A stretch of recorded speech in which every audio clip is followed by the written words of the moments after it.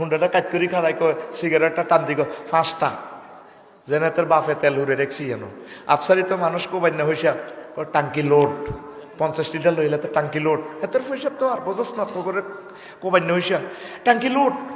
তা আমি চিন্তা করলাম আল্লাহ এ তেল দিয়ে গাড়িটা চলে মাবুদ রে 810 কোটি মানুষের আজকে 24 ঘন্টা আল্লাহ চালাইতে প্রতিটি তেল আল্লাহর খরচ হয়েছে।